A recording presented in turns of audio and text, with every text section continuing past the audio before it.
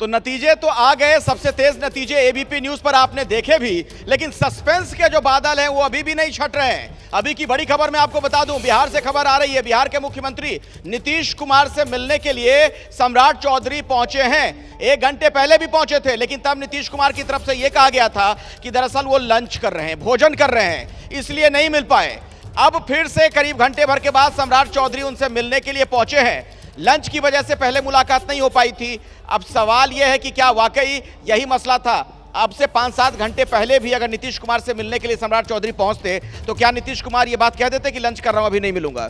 ये आप भी जानते हैं कि सम्राट चौधरी से नीतीश कुमार के क्या संबंध है, और अभी नीतीश कुमार ड्राइविंग फोर्स है।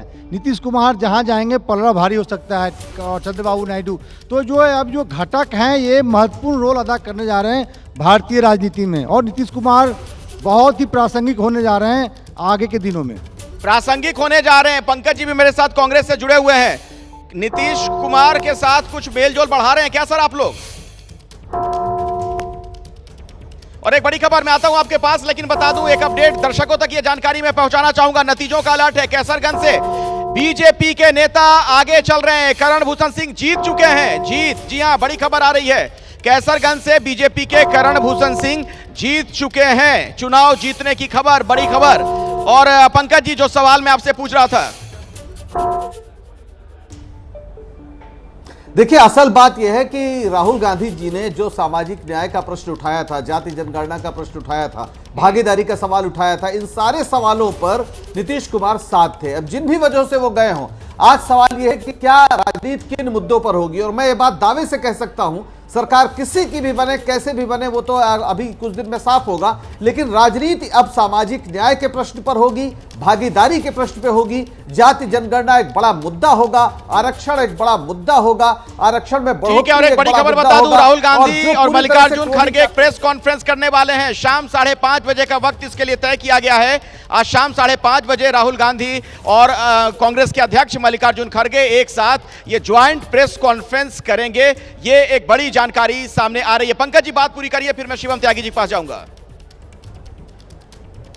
जी, मैं आपसे यही कह रहा था कि राहुल गांधी जी ने जो इस पूरे कैंपेन में जो चीजें तय की थी, वो चाहे रोजगार का प्रश्न हो, चाहे वो महंगाई का प्रश्न हो, सामाजिक न्याय का प्रश्न हो, महिलाओं का सवाल हो, या फिर मजदूरों का सवाल हो, इन सवालों पर भारत की राजनीति लौटेगी। और जो लोग स्यापा कर रहे हैं कि गठबंधन का दौर शुरू हो गया, उन्हें मैं याद दिला देना चाहता हूं, जब गठबंधन होता है तो इस देश में संस्थाएं, जो संवैधानिक संस्थाएं, वो मजबूत होती हैं। जो अपने को महाबली समझ लेता है, लोकतंत्र के ऊपर समझ लेता है, जो संस्थाओं के ऊपर समझ लेता है, वो लोकतंत्र के लिए खतरा बन जाता है। और इसलिए भारत की जनता ने, खासतौर पर उत्तर प्रदेश ने, यह साबित किया है कि संविधान बचाने का काम कोई एकेडमिया का काम नहीं है, यूनिवर्सिटीज के सेमिनार का काम नहीं है। भारत की जनता इस देश में संविधान बचाने और बीजेपी की बन रही है ना, एनडीए की सरकार बन रही है ना। ये बातें चुनाव के दौरान भी आप लोग कह रहे थे, लगातार कह रहे थे। मैंने आपसे फिर कहा, जनता ने ज्यादा भरोसा तो बीजेपी पर किया है। मैंने आपसे फिर कहा, बोलिए।